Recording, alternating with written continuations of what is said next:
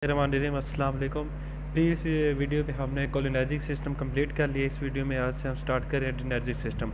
तो adrenergic system हमारे पास जो होते हैं इसमें हमारे पास क्या होते हैं, हमारे पास आ जाती हैं नॉन एपिनेफ्रीन, इसके अलावा हमारे पास एपिनेफ्रीन आ जाता है और इसके अलावा हमारे पास डोपामीन आ जाता है। ये मेन हमारे पास तीन है न्यूरोट्रांसमीटर। ये तीन न्यूरोट्रांसमीटर हमारे पास यूज़ होते हैं एडिनर्जिक सिस्टम में।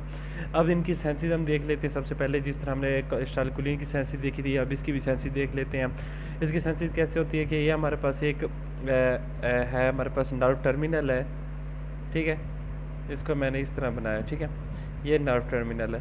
सबसे पहले क्या होता है हमारे पास, यहाँ से टायरोसिन जो है, टायरोसिन अमाइनो एसिड है, यहाँ से इंटर होता है टायरोसिन और वो कन्वर्ट हो जाता है हमारे पास डोपा में। टायरोसिन जो है वो जैसे ही इंटर होता है किस में कन्वर्ट हो जाता है, डोपा में। डोपा में टायरोसिन कन्वर्ट होता है with the help of enzyme जिसे कहते हैं टायरोसिन हाइड्रोक्सिलेज एंजाइम, ठीक है। अब जो डोपा है ना वो कन्वर्ट हो जाता है डोपामीन में। किस में कन्वर्ट हो जाता है, डोपामीन में। यहाँ पे एंजाइम को होता है डोपामीन डी कार्बोक्सिलेज, ठीक है, डोपा डी कार्बोक्सिलेज, ठीक है। वो क्या करता है हमारे पास, डोपा को डोपामीन में कन्वर्ट कर देता है। अब जो डोपा डी कार्बोक्सिलेज है ना, डीसी, इससे डोपामीन बन गया। जब डोपामीन बन जाता है ये क्या करता है, हमारे पास डोपामीन की सेंसिस हो जाती है तो ये वेजिकल के अंदर चला जाता है। किसके अंदर चला जाता है, वेजिकल के अंदर चला जाता है डोपामीन। और वेजिकल के अंदर डोपामीन जब चला जाता है तो वहाँ ये कन्वर्ट हो जाता है नॉर एपिनेफ्रीन में। किस में कन्वर्ट हो गया, नॉर एपिनेफ्रीन में। यहाँ पे फिर दोबारा हमारे पास जो एंजाइम होता है वो एक यूज़ होता है। अच्छा, यहाँ पे आपने याद रखना है जब डोपामीन वेजिकल के अंदर इंटर होता है ना, यहाँ पे हमारे पास एक चैनल होता है जिसकी मदद से इंटर होता है, उसे कहते हैं वी मैट।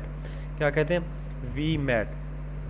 अब हमारे पास नॉर एपिनेफ्रीन आ गया, ठीक है, ये सारा आपको समझ आ गई। अब जो नॉर एपिनेफ्रीन है ना वो क्या करते हैं, यहाँ से हमारे पास रिलीज हो जाता है। ये वेजिकल आएगा, यहाँ से फ्यूज़ करेगा और यहाँ से नॉर एपिनेफ्रीन जो है ये रिलीज़ हो जाएगा।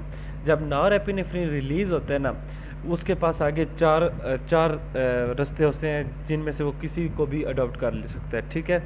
सबसे पहले क्या हो सकता है, हमारे पास जो नॉर एपिनेफ्रीन है वो जब ये बाहर आता है हमारे पास सिनेप्टिक के लेफ्ट में, ठीक है, ये प्री सिनेप्टिक टर्मिनल आप कह सकते हो, ये पोस्ट सिनेप्टिक है। तो ये हमारे पास नॉर एपिनेफ्रीन है, सर प्री और पोस्ट नहीं कहेंगे यहाँ पे ये सिंपल जो है ना, जब रिलीज़ होगा ना तो नॉर एपिनेफ्रीन या तो क्या करके यहाँ पर हमारे पास होते हैं अल्फ़ा 2 रिसेप्टर। क्या होते हैं, अल्फ़ा 2 रिसेप्टर। वहाँ पे जाके ये एक्ट करेगा और नेगेटिव फीडबैक मैकेनिज्म के ज़रिए अपनी जो रिलीज़ और सेंसेस को इनिबिट कर देगा। यहाँ पे कौन से होते हैं, अल्फ़ा 2 हमारे पास रिसेप्टर होते हैं। नॉर एपिनेफ्रीन ने वहाँ पे जाके एक्ट किया, ठीक है। पहला काम ये हो गया। दूसरा काम क्या हो सकता है कि ये नॉर एपिनेफ्रीन यहाँ से डिफ्यूज़ हो सकता है ब्लड में, ठीक है, यहाँ से क्या हो सकता है, डिफ्यूज़ हो सकता है। तीसरा काम क्या करता है कि नॉर एपिनेफ्रीन यहाँ से दोबारा रीअपटेक हो सकती है। नॉर एपिनेफ्रीन क्या हो सकती है, नॉर एपिनेफ्रीन की रीअपटेक हो सकती है नर्व टर्मिनल में, ठीक है। यहाँ पे जो होते हैं नॉर एपिनेफ्रीन ट्रांसपोर्टर होता है यहाँ पे, जो नॉर एपिनेफ्रीन की रीअपटेक करवाता है, ठीक है। समझ आ गई। सबसे पहले या तो अल्फ़ा 2 पे जाके नेगेटिव फीडबैक देगा या डिफ्यूज़ हो जाएगा, या फिर नॉर एपिनेफ्रीन ट्रांसपोर्टर के ज़रिए क्या हो जाएगा, हमारे पास दोबारा एब्जॉर्ब हो जाए। चौथा जो इसका है ना फैक्ट वो क्या है कि ये हमारे पास जो है ना डिग्रेड हो जाता है with the help of enzyme MAO, ठीक है, एंड कॉम्टी, ठीक है। अच्छा, ये हमारे पास जो होते हैं इन एंजाइम के ज़रिए नॉर एपिनेफ्रीन क्या हो जाते हैं, डिग्रेड हो जाते हैं, ठीक है। तो हमारे पास ये चार रास्ते हैं नॉन एपिनेफ्रीन के। यहाँ पे आपने जो है ना एक बात समझनी, ये बहुत इंपॉर्टेंट डायग्राम है, आपको समझनी चाहिए। ये हमारे पास एससीक्यूज़ में भी आई है और यूक्यू क्वेश्चन है, ठीक है। तो आपने इसको अच्छी तरीके से समझना। सबसे पहले जो है ना हमारे पास जब टायरोसिन की ट्रांसपोर्ट होती है अंदर की तरफ और वहाँ पर टायरोसिन हाइड्रोक्सिलेज की हेल्प से डोपा बनता है, ये स्टेप जो है ना टायरोसिन हाइड्रोक्सिलेज एंजाइम ये इनहिबिट हो सकता है विद द हेल्प ऑफ मिटायरोसिन। कौन इसे इनहिबिट कर सकता है, मिटायरोसिन। तो सबसे पहला इनहिबिटर जो है हमारे पास एड्रीनर्जिक सिस्टम का ब्लॉकर या एंटागोनिस्ट क्या है, मिटायरोसिन, जो कि टायरोसिन हाइड्रोक्सिलेज को इनहिबिट कर देता। दूसरा हमारे पास स्टेप जो है जब डोपामीन वी मैट के ज़रिए अंदर वेजिकल में जाता है स्टोर होने के लिए, तो इस जो है वी मैट को भी इनहिबिट किया जा सकता है with the help of razor pine. किससे, रेजर पाइन के ज़रिए, ठीक है।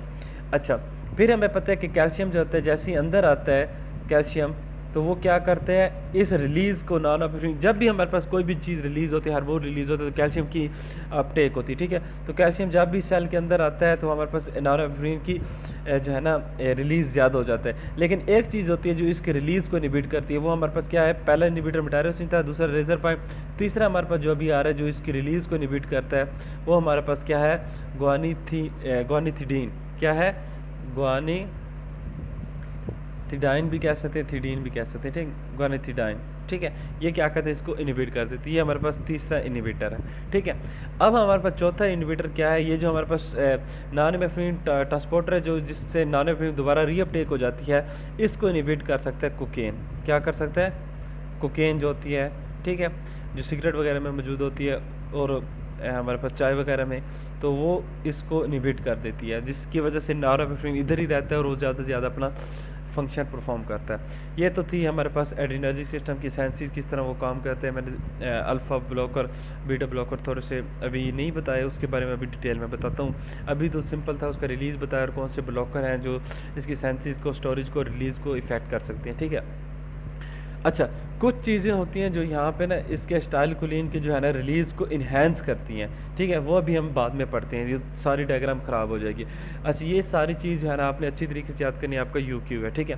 अब हम चलते हैं हमारे नेक्स्ट टॉपिक के अंदर, जिसमें हमारे पास नॉरएपिनेफ्रिन तो बन गया, डोपा भी बन गया और डोपामीन भी बन गया, सारी चीज़ें बन गई। अब हम बात करते हैं रिसेप्टर की। क्या बात करते हैं, रिसेप्टर की।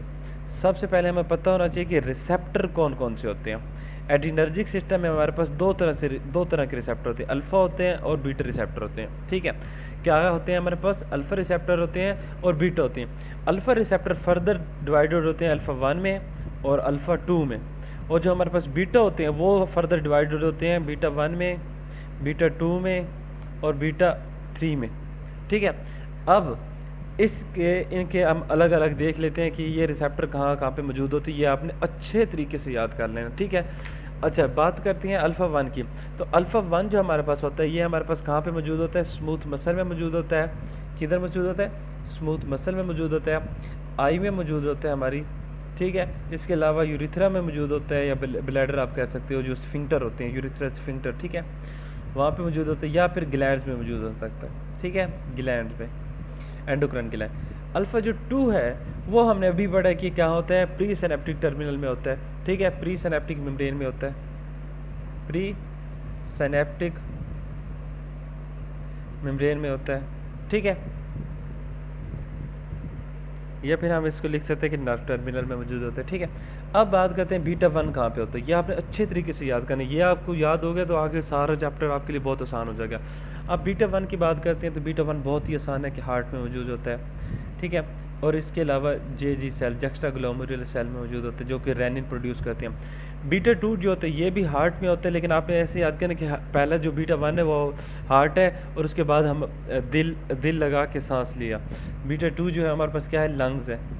बीटा 2 लंग्स में होता है, हार्ट में भी होता है थोड़ा सा, ठीक है, हार्ट में भी लिख लो, ठीक है, हार्ट में होता है, लंग्स में होता है, ठीक है। इसके अलावा हमारे पास जो स्केलेटल मसल होते हैं, स्केलेटल मसल उसमें मौजूद होते हैं, उसके ब्लड वेजल्स के अंदर, ठीक है।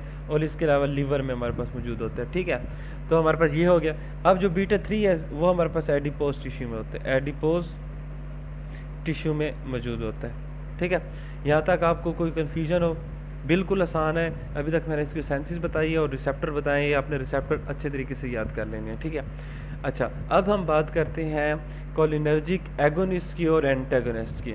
आपको पता है कोलिनर्जिक एगोनिस्ट क्या होते हैं, जो अब हम बात करें एड्रेनर्जिक सिस्टम की, तो हम एड्रेनर्जिक एगोनिस्ट और एंटागोनिस्ट पढ़ेंगे। एड्रेनर्जिक एगोनिस्ट वो होते हैं जो एड्रेनर्जिक सिस्टम के इफेक्ट को मिमिक करते हैं, ऐसी ड्रग्स होती हैं, ठीक है। और एंटागोनिस्ट जो उसके फंक्शन को अपोज करते हैं। नेक्स्ट वीडियो में हम इंशाल्लाह एगोनिस्ट करेंगे और उसके नेक्स्ट वीडियो में हम एंटागोनिस्ट करके अपना ये चैप्टर दोनों कंप्लीट कर देंगे। Thank you.